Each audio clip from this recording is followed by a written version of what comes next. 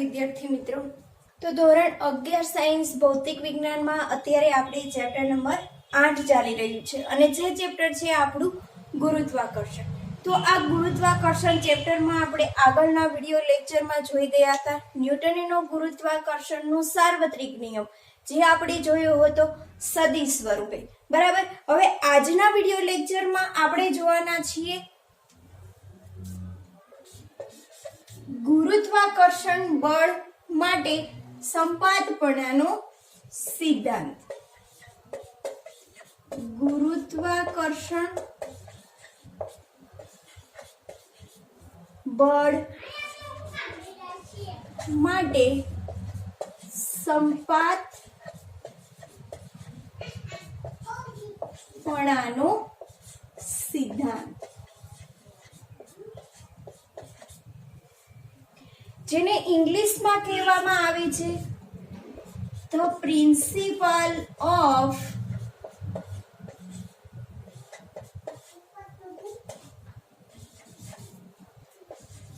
Superposition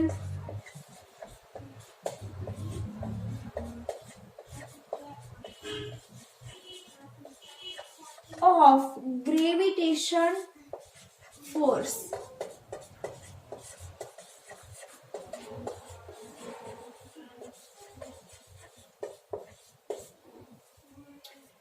ગુરુત્વાકર્ષણ બળ માટે સંપાતપણાનો સિદ્ધાંત. બરાબર. હવે જો આગળના વિડિયો લેક્ચરમાં આપણે શું જોઈ ગયા હતા? ન્યૂટનનો ગુરુત્વાકર્ષણનો સાર્વત્રિક નિયમ, જે સદિશ સ્વરૂપે જોયો હતો. બરાબર. એમાં આપણે શું જોઈ ગયા હતા કે જ્યારે બે દળ ધરાવતા પદાર્થો હોય છે, આ એક પદાર્થ છે અને આ આપેલો છે બીજો પદાર્થ. આ પદાર્થનું દળ માની લો કે m1 છે અને આ પદાર્થનું દળ છે m2. બરાબર. અને બંને પદાર્થો વચ્ચેનું અંતર છે r આપેલું છે. તો આ બંને પદાર્થ જે દળ ધરાવે છે એ બંને પદાર્થો ઉપર શું લાગે છે? ગુરુત્વાકર્ષણ બળ. ન્યૂટનનો ગુરુત્વાકર્ષણનો સાર્વત્રિક નિયમ શું કહે છે કે વિશ્વમાંનો દરેક પદાર્થ કે જે દળ ધરાવે છે એ દરેક પદાર્થ એ બીજા પદાર્થ ઉપર શું કરે છે? બળ લગાડે છે. અને આ બળનું મૂલ્ય એ તે બે દળોના ગુણાકારના સમપ્રમાણમાં અને તેમની વચ્ચેના અંતરના વર્ગના વ્યસ્ત પ્રમાણમાં હોય છે. બરાબર. હવે જો આ આપણે જોઈ ગયા હતા ન્યૂટનનો ગુરુત્વાકર્ષણનો સાર્વત્રિક નિયમ. હવે બે દળ ધરાવતા પદાર્થો છે એકબીજા ઉપર બળ લગાડે છે. હવે તમને એવો વિચાર આવે કે આ પૃથ્વી પર તો ઘણા બધા એવા કણો હોય છે, ખાલી બે કણો હોતા નથી, ઘણા બધા કણો આપેલા હોય છે. માની લો કે આ એક કણ આપેલો છે જે m3 દળ ધરાવે છે, આ બીજો કણ આપેલો છે કે જે m4 દળ ધરાવે છે. તો આ ઘણા બધા તમને કણો આપેલા છે અને આ બધા જ કણોમાંથી કોઈ એક m1 દળ ધરાવતા પદાર્થ ઉપર આ બધા જ કણો છે એ શું કરે છે? બળ લગાડે છે. તો હવે એક જ દળ ધરાવતા કણ ઉપર ઘણા બધા શું કરે છે?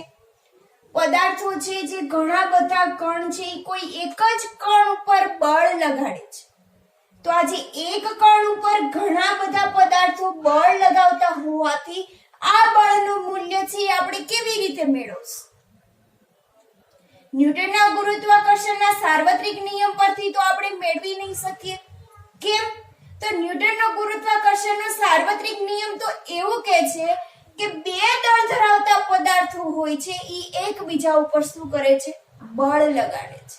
તો એમાં ખાલી બે પદાર્થોની જ વાત કરી છે અને આ બે પદાર્થો જે એકબીજા ઉપર બળ લગાડે છે એ બળનું મૂલ્ય આપણને આપેલું છે. પરંતુ અહીંયા તો શું છે કે કોઈ એક કણ છે એવું જરૂરી તો નથી કે બે કણ હોય તો બે કણ જ એકબીજા ઉપર બળ લગાવતા હોય. ઘણા બધા કણો જોવા મળે છે. તો આ ઘણા બધા કણો છે એ કોઈ એક દળ ધરાવતા પદાર્થ ઉપર શું કરે છે? બળ લગાવે છે. તો આવા બળનું આપણે શું કરવું છે? મૂલ્ય મેળવવું છે. તો આ બળનું મૂલ્ય મેળવવા માટે આપણે ન્યૂટનનો ગુરુત્વાકર્ષણનો સાર્વત્રિક નિયમ ઉપયોગ કરી શકશું નહીં. તો એના માટે આપણે શું કરવાનું છે? તો એના માટે આપણે સંપાતપણાના સિદ્ધાંતનો ઉપયોગ કરવાનો છે. તો આજના આ વિડિયો લેક્ચરમાં આપણે એ જ વાત કરવાના છીએ, ગુરુત્વાકર્ષણ બળ માટે સંપાતપણાનો સિદ્ધાંત. બરાબર. હવે જોઈએ સંપાતપણાનો સિદ્ધાંત શું કહે છે. બરાબર. તો અહીંયા લખી દઉં છું સંપાતપણાનો સિદ્ધાંત.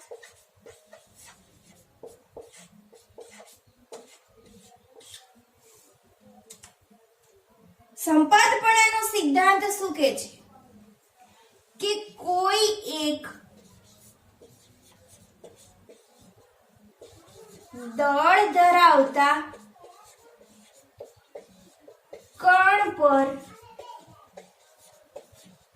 ઘણા બધા દળ ધરાવતા પદાર્થો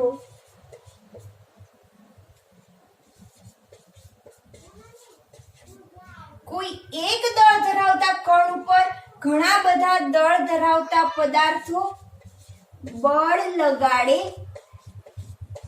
છે, ત્યારે આ કણ પર લાગતા બળ એ તે બધા જ કણોના સદિશ સરવાળા જેટલું હોય છે. જે તમને શું આપેલું છે? સંપાતપણાનો સિદ્ધાંત. કે કોઈ એક દળ ધરાવતો કણ, અત્યારે આપણી પાસે કયો કણ છે? m1 કણ આપેલો છે કે જેનું દળ છે m1. હવે આ કોઈ એક દળ ધરાવતો કણ છે, એના ઉપર ઘણા બધા દળ ધરાવતા પદાર્થો એ શું કરશે? બળ લગાવશે. અત્યારે આપણે 4 દળ ધ્યાનમાં લીધા છે અને આ 4 દળ ધ્યાનમાં લઈ અને આપણે આ નિયમ મેળવવાના છીએ. તો અત્યારે m1 દળ ધરાવતો પદાર્થ છે, એના ઉપર m2, m3 અને m4, તો ઘણા બધા દળ ધરાવતા પદાર્થો છે આ m1 પર શું કરે છે? બળ લગાડે છે. ત્યારે આ કણ ઉપર લાગતું બળ, જે આ કણ ઉપર બળ લાગે છે, એ બળ તે બધા જ કણોના સદિશ સરવાળા જેટલું હશે. બરાબર. તો આ m1 દળ ધરાવતો પદાર્થ છે, એના ઉપર m2 પણ બળ લગાવશે, m3 પણ બળ લગાવશે અને m4 પણ બળ લગાવશે. અને આ જે બધા જ બળો લાગે છે એ બધા જ બળોનો સદિશ સરવાળો કરશું. કેવો સરવાળો? સદિશ સરવાળો.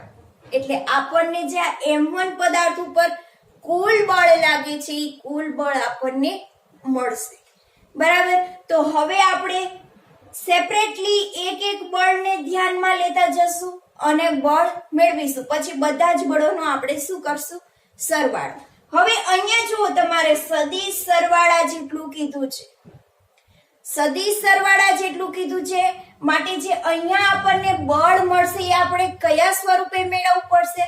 સદિશ સ્વરૂપે મેળવવું પડશે. એટલે કે m2 દળ ધરાવતો પદાર્થ છે જ્યારે m1 પર બળ લગાવશે ત્યારે આપણે એ બળનું મૂલ્ય અને દિશા બંને દર્શાવવી પડશે. બરાબર. તો આપણે 3 જે કણ આપેલા છે એનું સેપરેટલી પહેલા બળ મેળવી લઈએ કે m દળ ધરાવતા પદાર્થ ઉપર કેટલું બળ લગાવે છે અને પછી 3 બળનો આપણે શું કરશું? સરવાળો. જે આપણને મળશે m1 દળ ધરાવતા પદાર્થ ઉપરનું કુલ બળ. બરાબર. તો સૌથી પહેલા આપણે M2 દળ ધરાવતા પદાર્થને ધ્યાનમાં લઈએ. તો અહીંયા લખી દઈએ M2 દળ ધરાવતા પદાર્થ પર M1 દળ ધરાવતા પદાર્થ પર M2 ના કારણે લાગતું બળ. M1 દળ ધરાવતા પદાર્થ ઉપર M2 ના કારણે લાગતું બળ એટલે કે M2 જે દળ ધરાવતો પદાર્થ છે એ M1 ઉપર શું કરે છે? બળ લગાવે છે. બરાબર. M2 પદાર્થ છે M1 ઉપર બળ લગાવશે તો આ જે બે પદાર્થો વચ્ચે બળ લાગે છે એ હંમેશા કેવું હશે?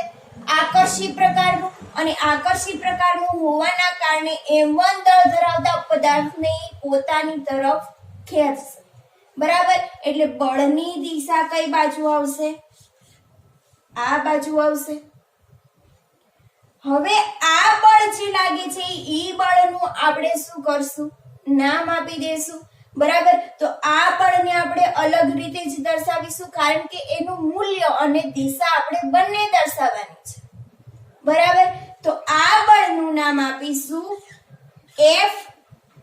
કયા કણ ઉપર બળ લાગે છે? M1 પર લાગે છે. જે કણ ઉપર બળ લાગતું હોય એ પહેલા લખવાનું એટલે F1. અને શેના કારણે લાગે છે? બીજા દળના કારણે. તો અહીંયા કરી દઈએ 2. હવે દિશા પણ દર્શાવવાની છે. તો દિશા દર્શાવવા માટે એ બળ છે એ સદિશ રાશિ છે. સદિશ દર્શાવવા માટે ઉપર આપણે એરો કરવો પડશે. બરાબર. તો પહેલા પદાર્થ ઉપર બીજા પદાર્થના કારણે લાગતું બળ જે આપણને મળ્યું છે F12 સદિશ. બરાબર. હવે જો F12 સદિશ છે ઈ આપણને મળી ગયું M1 દળ ધરાવતા પદાર્થ પર M2 ના કારણે લાગતું બળ. તો અહીંયા લખી દઈએ F12 સદિશ. હવે કોઈ પણ તમારે સદિશ આપેલો હોય તો એનું મૂલ્ય અને એનો તમારે શું દર્શાવવો પડે?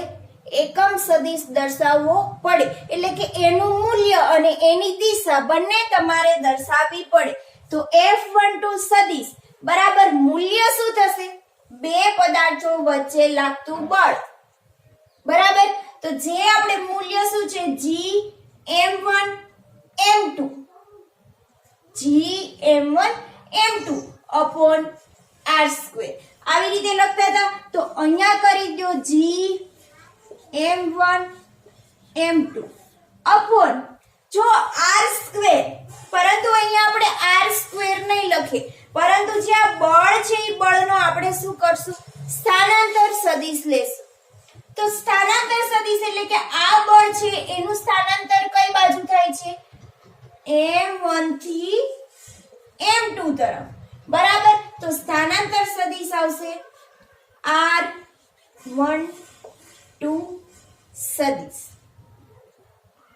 હવે જે આ સ્થાનાંતર સદિશ છે R12 સદિશ એનું મૂલ્ય પણ હશે અને એની દિશા પણ હશે. તો મૂલ્ય છે એ આપણે માનાંકમાં દર્શાવીશું અને એની જે દિશા છે એટલે કે એનો જે એકમ સદિશ છે એને આપણે દર્શાવીશું R12 કેપ. બરાબર. તો અહીંયા જો Gm1 m2 છે તો આ r ની જગ્યાએ આપણે શું લખીએ? એનો સ્થાનાંતર સદિશ લખતા હતા. તો અહીંયા આપણે લખશું R12 સદિશનું મૂલ્ય એટલે માનાંકમાં R12 સદિશ અને એનો થઈ જશે સ્ક્વેર. તો હવે ઈ બળનું આપણે મૂલ્ય લખાઈ ગયું છે. હવે એની આપણે દિશા દર્શાવવાની છે.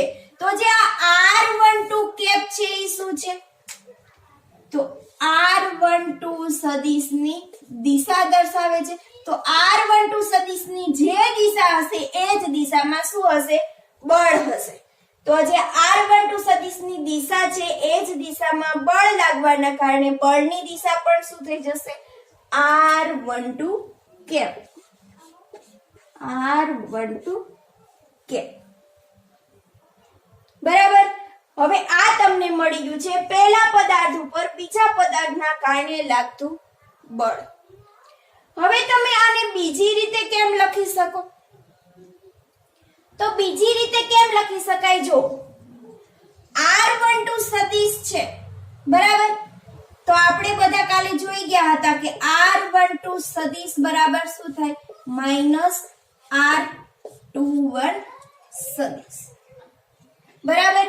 તો r12 સદિશ બરાબર -r21 સદિશ છે.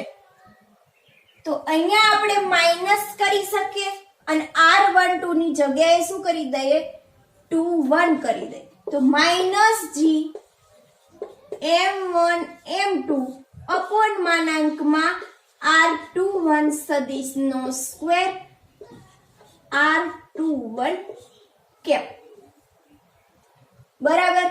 આને કહી દો સમીકરણ નંબર 1. આ પણ પેલા પદાર્થ ઉપર બીજા પદાર્થના કારણે લાગતું જ બળ છે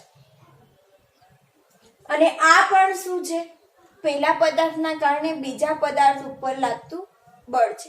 પરંતુ આ માઈનસ શું દર્શાવે છે કે r21 ની જે દિશા છે એ દિશાથી વિરુદ્ધ દિશામાં આ શું છે બળ લાગે છે. તો આ થઈ ગયું આપણે પેલા પદાર્થના કારણે બીજા પદાર્થ ઉપર લાગતું બળ. હવે આપણે જોઈશું m1 પર m3 ના કારણે લાગતું બળ. તો અહીંયા લખી દઈએ m1 દળ ધરાવતા પદાર્થ પર m3 ના કારણે લાગતું બળ.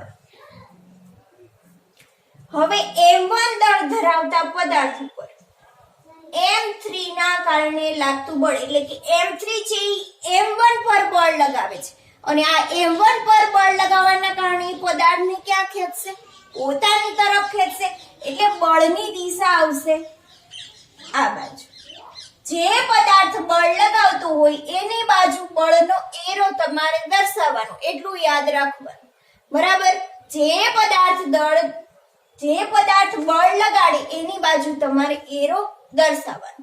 તો આ બળ છે એનું આપણે નવું નામ આપવું પડશે. તો પહેલા કહી દઈએ બળ F. હવે જો કયા પદાર્થ ઉપર બળ લાગે છે m1 પર, તો સૌથી પહેલા 1 લખી દો.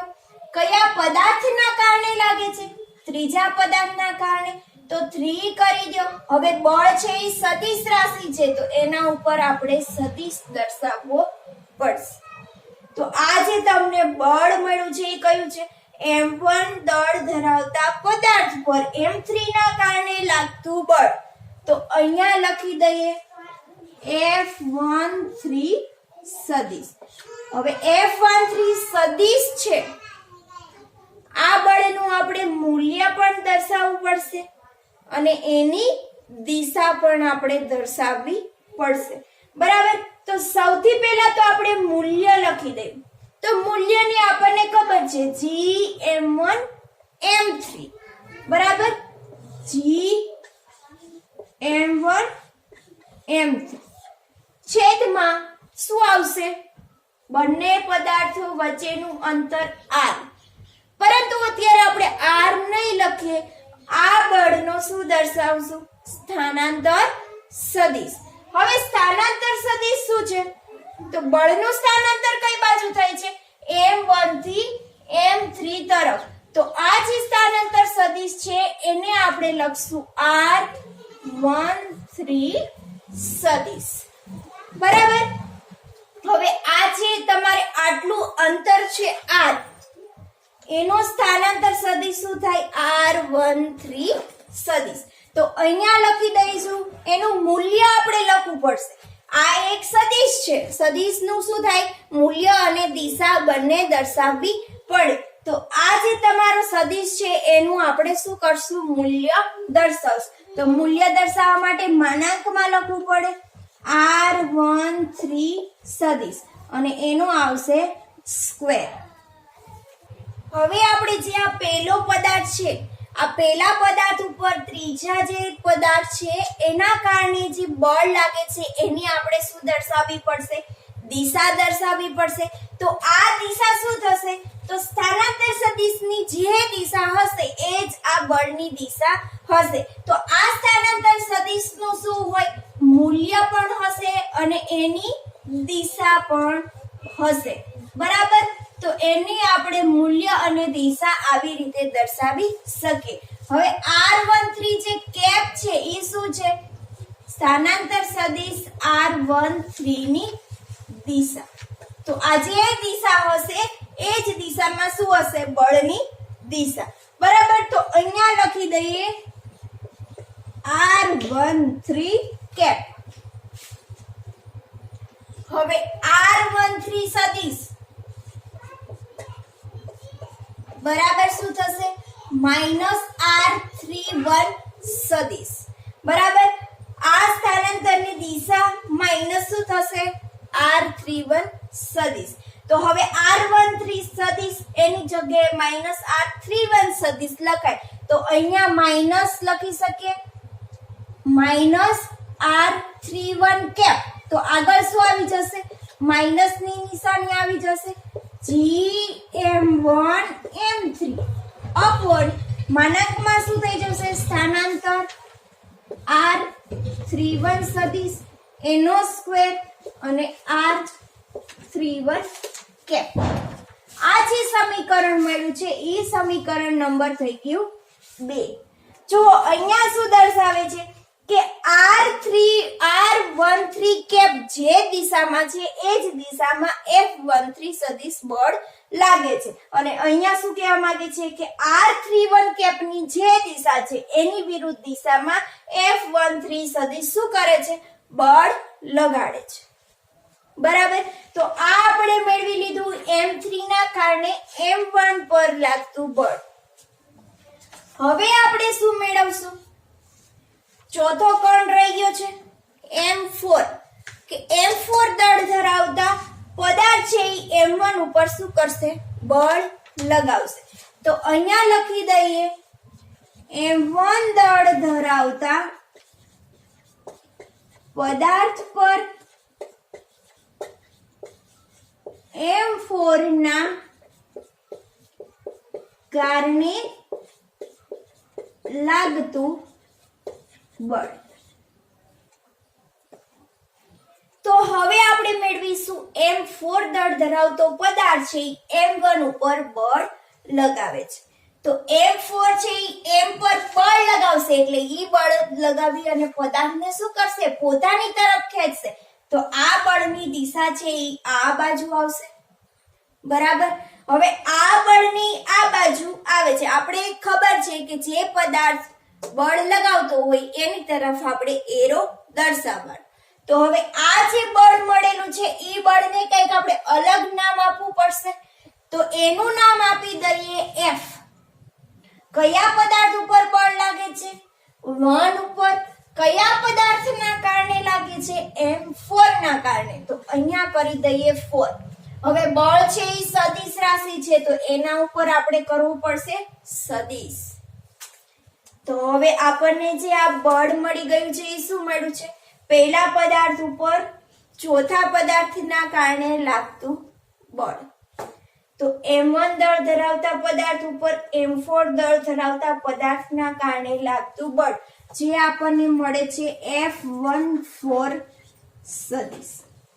હવે જે આપણને આ બળ મળી ગયું છે આ બળનું આપણે મૂલ્ય પણ દર્શાવવું પડશે અને એની દિશા પણ દર્શાવવી પડશે. તો મૂલ્ય શું થાય છે? જો GM1 M4 લખી દઈએ. GM1 M4 છેદમાં આવશે અંતર એટલે કે બે પદાર્થો વચ્ચેનું અંતર. તો અત્યારે આપણે સ્થાનાંતર સદિશ દર્શાવશું. બળનું કેટલું સ્થાનાંતર થાય છે m1 થી m4 તરફ. તો આ સ્થાનાંતર સદિશનું નામ આપી દઈએ r14 સદિશ. હવે આ સ્થાનાંતર સદિશની જે દિશા હશે એ જ દિશામાં બળની દિશા હશે. તો આ સ્થાનાંતર સદિશનું આપણે મૂલ્ય પણ દર્શાવવું પડશે. તો માનાંકમાં લખી દઈએ r14 સદિશ, એનું મૂલ્ય થઈ ગયું અને એની દિશા એટલે કે r14 કેપ. હવે જે આ r14 કેપ છે એ શું છે? તો એ r14 સદિશની દિશા. હવે r14 સદિશની દિશા જે હોય એ જ દિશામાં બળ F1 સદિશની દિશા હશે. તો બળ F14 સદિશની દિશા આપણે શું લખી શકીએ? r14 cap. અને આ જે સ્થાનાંતર નીચે છે એનું આપણે મૂલ્ય લખવાનું છે r14 સદિશ, માનાંકમાં r14 સદિશ, એનું આપણે લખી દઈશું સ્ક્વેર અને એની દિશા આપણે લખશું r14 કેપ. તો ઇઝ ઇક્વલ ટુ કરીને આપણે શું લખી શકીએ? જો r14 સદિશ છે એના બરાબર આપણે શું લખી શકીએ? -r41 સદિશ. બરાબર. તો અહીંયા r14 કેપ છે એની જગ્યાએ શું લખી શકીએ? -r41 cap. તો આગળ શું આવી જશે? -gm1 m4 છેદમાં માનાંકમાં r41 સદિશનો સ્ક્વેર અને r41 કેપ, જેને કહી દો સમીકરણ નંબર 3. જે શું દર્શાવે છે કે r14 કેપની જે દિશા હશે એ જ દિશામાં r14 સદિશ હશે. બરાબર. અને r41 કેપની જે દિશા હશે એની વિરુદ્ધ દિશામાં r14 સદિશ હશે. બરાબર. તો આપણે સેપરેટલી ત્રણે ત્રણ બળ મેળવી લીધા છે. પહેલા પદાર્થ ઉપર m2 પણ બળ લગાવે છે, m3 પણ બળ લગાવે છે અને m4 પણ બળ લગાવે છે. તો ત્રણે ત્રણ બળ આપણે મેળવી લીધા છે. હવે સંપાતપણાનો સિદ્ધાંત શું કહે છે કે કોઈ એક દળ ધરાવતો કણ છે એના ઉપર બાકીના બધા પદાર્થો શું કરે છે? બળ લગાડે છે. તો આપણે બળ તો મેળવી લીધા છે. હવે શું કીધું કે આ કણ ઉપર લાગતા બળ એટલે કે જે આપણે ત્રણ બળ મેળવેલા છે તે બળ બધા જ કણોના સદિશ સરવાળા જેટલું હશે. તો આજે આ કણ ઉપર જે બળ લાગે છે એ બળ શું હશે? બધા જ કણો દ્વારા જે બળ મળ્યું છે એ બળોના સદિશ સરવાળા જેટલું હશે. તો દરેકે દરેક બળ આપણે સદિશ સ્વરૂપે જ મેળવેલા છે. તો હવે આપણે સરવાળો કરવાનો રહ્યો. બરાબર. તો અહીંયા લખી દઈએ F1 સદિશ. સૌથી પહેલા લખી દઈએ m1 દળ ધરાવતા પદાર્થ પર m2 m3 અને m4 ના કારણે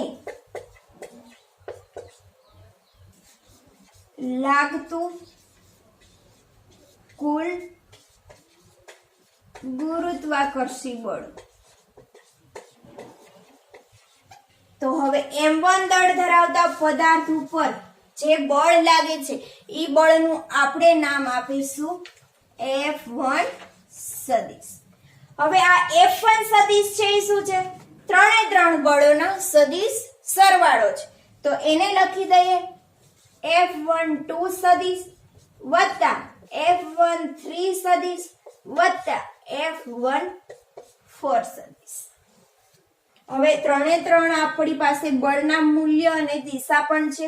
તો એ પણ આપણે લખી દઈએ gm1 m2 upon r12 સદિશનો માનાંકમાં સ્ક્વેર r12 કેપ વત્તા gm1 m3 માનાંકમાં r13 સદિશનો square r13 cap વત્તા gm1 m4 માનાંકમાં r14 સદિશનો square r14 cap જે આપણને મળે છે m1 દળ ધરાવતા પદાર્થ ઉપર કુલ બળ. હવે બીજી રીતે તમે કેવી રીતે લખી શકો? તો આ રીતે આ 3 ને 3 નો સરવાળો કરીને પણ તમે બળ બતાવી શકો છો. તો આ 3 ને 3 નો સરવાળો કરવા માટે જુઓ 3 ને 3 ની આગળ શું છે? માઈનસ ની નિશાની છે. તો માઈનસ ની નિશાની બહાર કાઢી લો અને 3 ને 3 નો તમે શું કરી દો? સરવાળો. તો f1 સદિશ બરાબર શું થઈ જશે? માઈનસ કૌંસમાં gm1 m2 અપોન માનાંકમાં r21 સદિશનો સ્ક્વેર r21 કેપ વત્તા gm1 m3 અપોન માનાંકમાં r31 સદિશનો સ્ક્વેર r31 કેપ વત્તા gm1 m4 માનાંકમાં r41 સદિશનો square r41 cap. તો આ પણ તમારે શું થઈ ગયું? પહેલા પદાર્થ ઉપર બીજા પદાર્થના કારણે લાગતું બળ. તો પૃથ્વી ઉપર આવા ઘણા બધા દળ ધરાવતા પદાર્થો હોય છે કે જે બીજા એકબીજા ઉપર બળ લગાડતા હોય છે. એક કણ ઉપર ઘણા બધા કણો બળ લગાડે. તો આવા એક કણ ઉપર લાગતું બળ આપણે કેવી રીતે મેળવી શકીએ? બાકીના બધા જ કણોના કારણે લાગતું જે બળ હોય છે એના સદિશ સરવાળા જેટલું તમને બળ મળે છે. જે આપણે આ શું હતો? સંપાતપણાનો સિદ્ધાંત. ગુરુત્વાકર્ષણનો સાર્વત્રિક નિયમ બે કણ માટે લાગુ પડે છે, પરંતુ બે કરતા વધારે કણો આપેલા હોય ત્યારે કયો નિયમ લગાવવાનો છે? સંપાતપણાનો સિદ્ધાંત. તો આપણે પરિણામી કોઈ એક દળ ધરાવતા પદાર્થ ઉપર બધા જ પદાર્થોના કારણે ઘણા બધા પદાર્થોના કારણે લાગતું પરિણામી કુલ બળ આપણે મેળવી લીધું છે. બરાબર? તો આ એક પરિણામી કુલ બળ છે.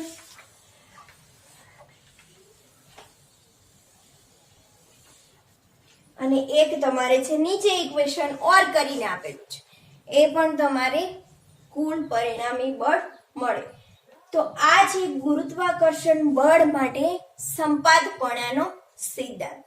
હવે તમારી જ ટેક્સ્ટ બુકમાં આ થિયરીના રિલેટેડ એક તમને ઉદાહરણ આપેલું છે, તો આજે આપણે જોડે જોડે ઉદાહરણ પણ જોઈ લઈશું.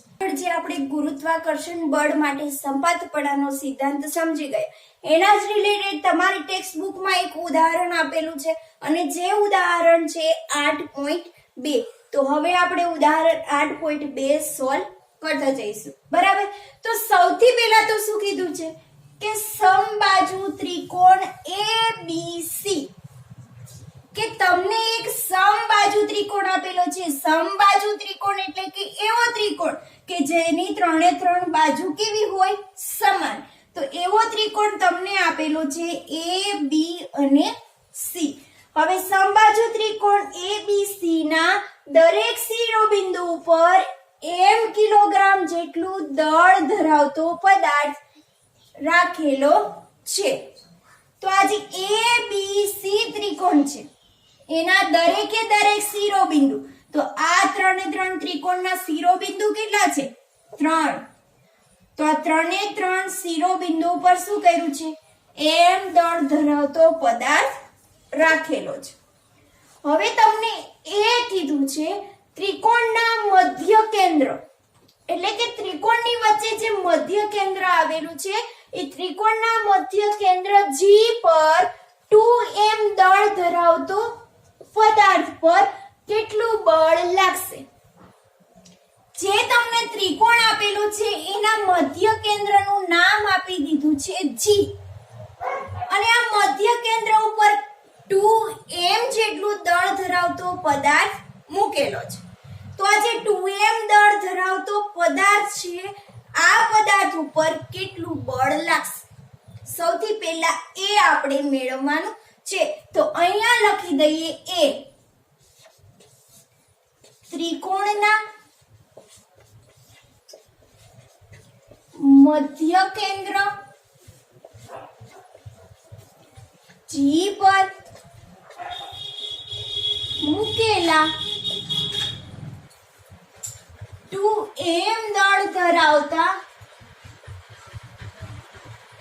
પદાર્થ પર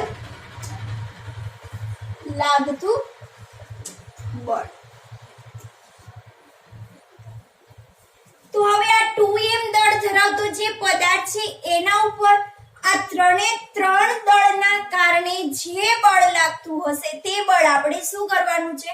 મેળવવાનું છે. બરાબર. તો આગળ આપણે જે રીતે થિયરી જોઈ ગયા એ જ થિયરીના રિલેટેડ એવી જ રીતે આપણે અહીંયા સોલ્વ કરવાનું છે કે 2m દળ ધરાવતો પદાર્થ છે તે બળ આપણે મેળવવાનું છે.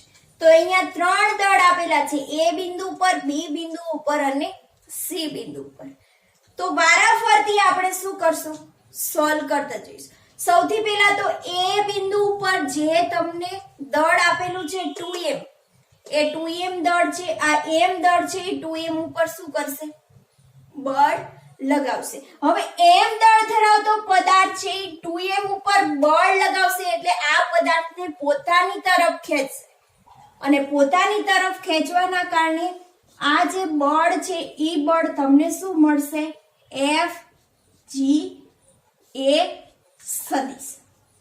G પર F ના કારણે લાગતું બળ એટલે કે 2m દળ ધરાવતા પદાર્થ પર m દળના કારણે લાગતું બળ. તો સૌથી પહેલા આપણે આ બળ મેળવી લેશું F G A સદિશ. બરાબર. તો અહીંયા લખી દઈએ F G A સદિશ. હવે આ જે F G A સદિશ છે એનું આપણે મૂલ્ય પણ દર્શાવવું પડશે અને એની આપણે દિશા પણ દર્શાવવી પડશે. હવે મૂલ્ય દર્શાવવા માટે શું કરવાનું છે? મૂલ્યની આપણને ખબર છે. મૂલ્ય શું થશે? G બંને દળોનો ગુણાકાર એટલે કે m અને 2m અપોન બંને પદાર્થો વચ્ચેનું અંતર. તો બંને પદાર્થો વચ્ચેનું અંતર કેટલું થશે? AG જેટલું. તો AG બરાબર આપણને કેટલા લેવાના કીધા છે? 1 મીટર લેવાનું કીધું છે. તો અહીંયા જે અંતર આવશે એ શું થઈ જશે? 1 નો સ્ક્વેર. હવે મૂલ્ય આપણને મળી ગયું છે, એની આપણે શું દર્શાવવાની રહી? દિશા દર્શાવવાની. આ જે F G A સદિશ છે એની આપણે શું કરશું?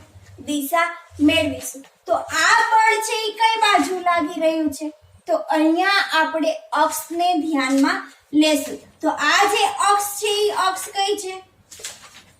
y અક્ષ છે અને અહીંયા શું થઈ જશે?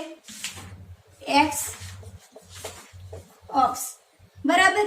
તો આ જે અત્યારે F G A બળ લાગી રહ્યું છે એ ક્યાં લાગી રહ્યું છે? પોઝિટિવ y માં. બરાબર. આ જે અક્ષ છે એમાં આ પોઝિટિવ x હોય, આ નેગેટિવ x હોય, આ પોઝિટિવ y હોય અને નીચેની નેગેટિવ y હોય. બરાબર. તો અત્યારે જે બળ લાગી રહ્યું છે એ ક્યાં લાગી રહ્યું છે? પ્લસ y માં લાગી રહ્યું છે. તો પ્લસ y ને આપણે કેવી રીતે દર્શાવશું? જે કેપ વડે. બરાબર. તો અહીંયા દિશા લખી દઈએ જે કેપ. તો હવે આપણે 2m દળ ધરાવતા પદાર્થ ઉપર એ બિંદુ પર જે દળ આવેલો છે એના કારણે આપણને બળ મળી ગયું છે. હવે શું કરશું? બી બિંદુ ઉપર જે તમને પદાર્થ આપેલો છે ઈ 2m ઉપર શું કરશે?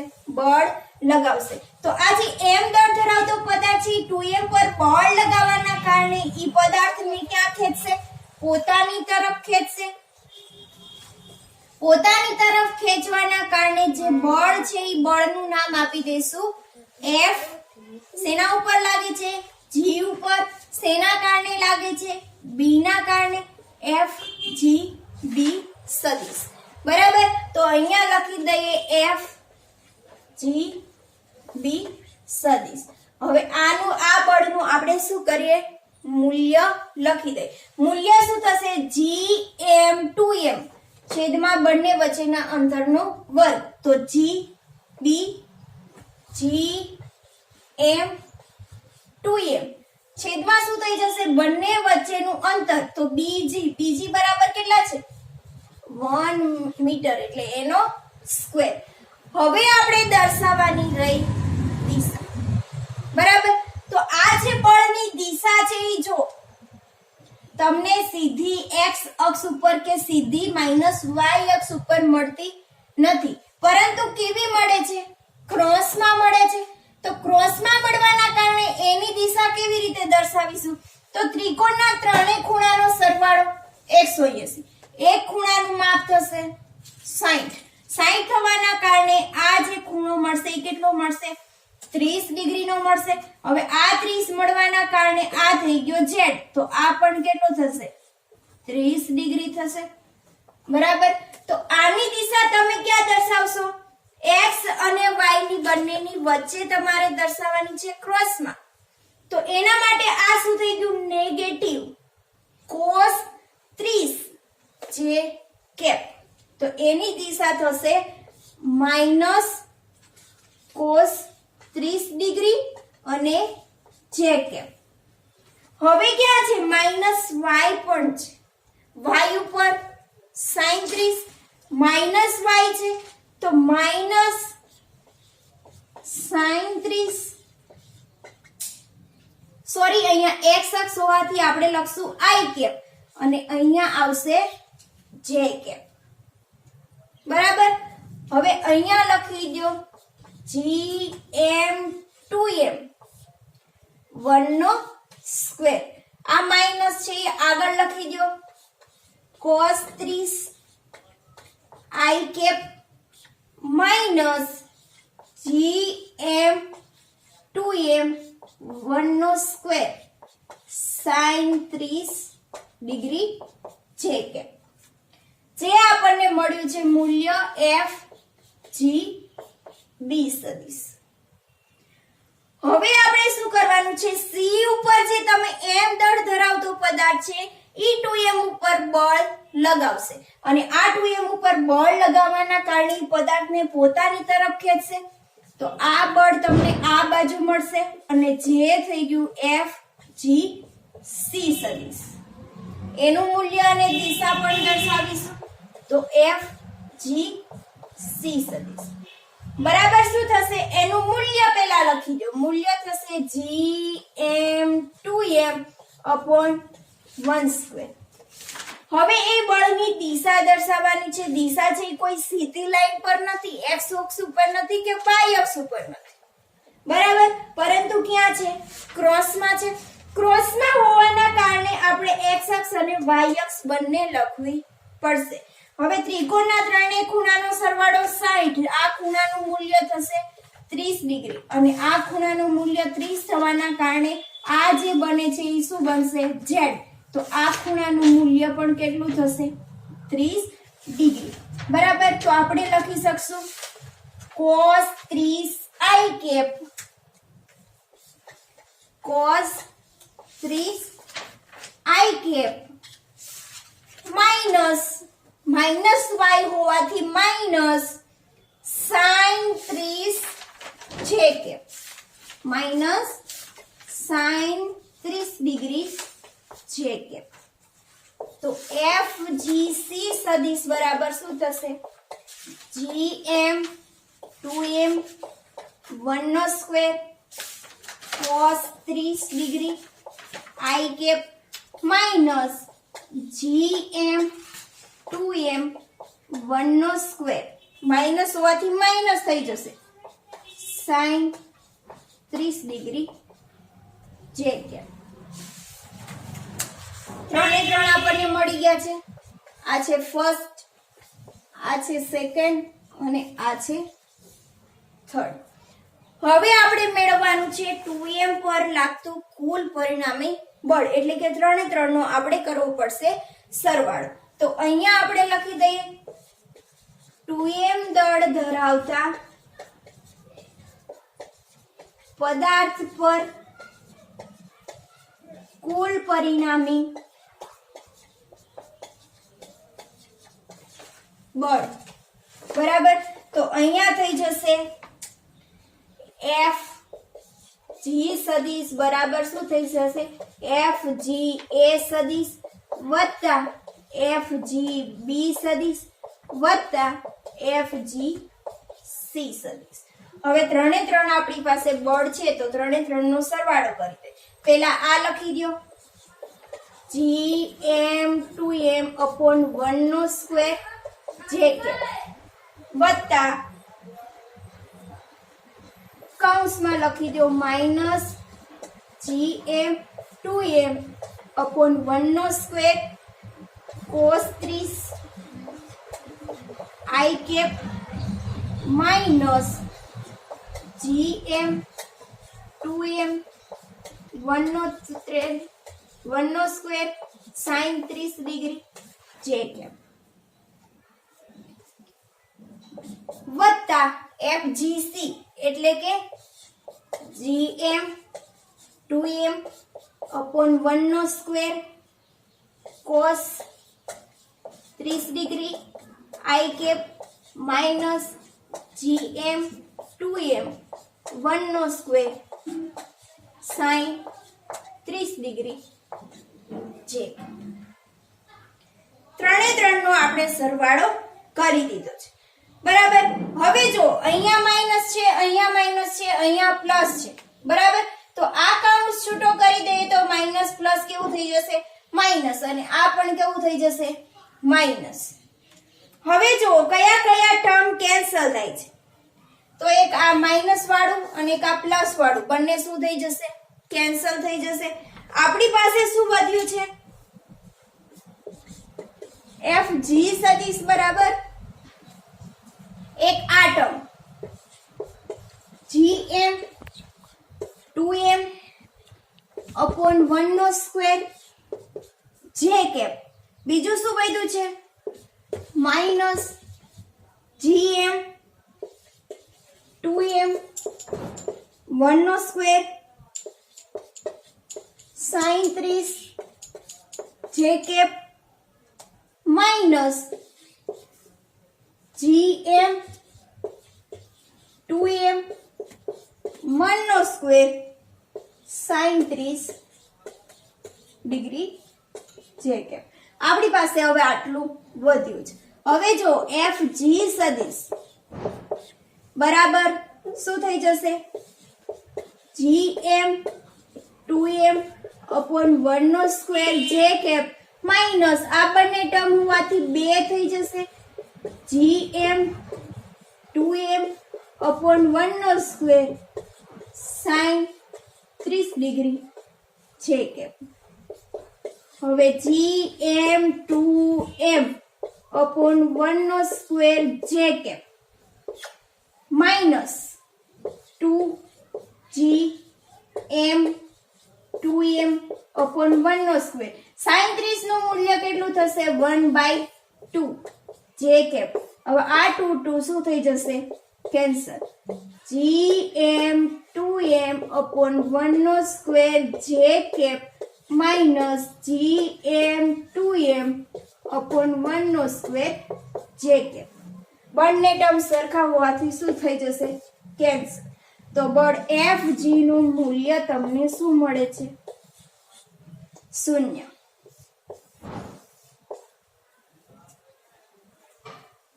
FG સદિશનું મૂલ્ય તમને મળ્યું છે 0. હવે બીજું તમને શું કીધું છે B. આ આપણને મળી ગયું A. હવે આપણને કીધું છે B. તો B શું કીધું છે જો કે જો શિરોબિંદુ A પરનું દળ બમણું કરવામાં આવે તો કેટલું બળ લાગશે. B આપણે મેળવવાનું છે બરાબર. તો હવે B મેળવવા માટે શું કીધું કે શિરોબિંદુ ઉપરનું દળ બમણું કરવાનું છે. તો B મેળવવા માટે આપણે લખી દઈએ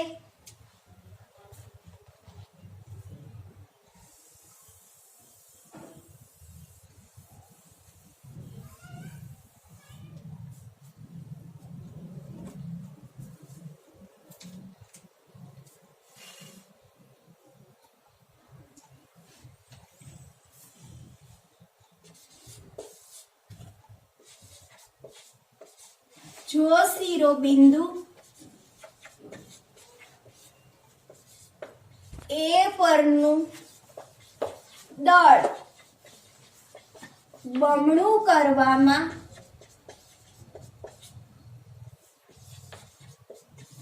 આવે તો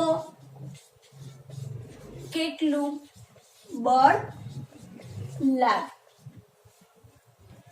હવે શિરોબિંદુ એ ઉપર આપણે શું કરવાનું છે? દળને બમણું કરવાનું છે અને પછી 3 એ 3 છે એ જી ઉપર બળ લગાવશે તો આ બળ આપણને કેટલું મળશે તે આપણે મેળવવાનું છે. તો શિરોબિંદુ એ ઉપરનું બળ છે એ આપણે બમણું કરીએ તો બમણું કરવાના માટે આ જે શિરોબિંદુ એ ઉપર એમ દળના કારણે જે બળ લાગતું હતું એ શું થઈ જશે? બમણું થઈ જશે. એટલે અહીંયા આવી જશે 2 અને આ જીબી અને જીસી માં કોઈ પણ પ્રકારનો ફેરફાર થશે નહીં. બરાબર. હવે અહીંયા 2 આવી ગયા છે તો અહીંયા પણ શું થઈ જશે? 2 થઈ જશે. ત્યાં 2 થશે એટલે અહીંયા પણ દળ શું થશે? બમણું થશે. અને અહીંયા પણ દળ બમણું થવાના કારણે અહીંયા છે 2 આવી જશે. બરાબર. અને આ ટર્મ છે અહીંયા સુધી થઈ જશે. અહીંયા પણ 2 આવી જશે. હવે આગળ શું થશે? જો અહીંયા તમારે 2 આવી ગયા એટલે અહીંયા 2 આવશે અને અહીંયા 2 આવવાના કારણે આ બંને ટર્મ છે એ ઉઠશે નહીં. પરંતુ શું થશે?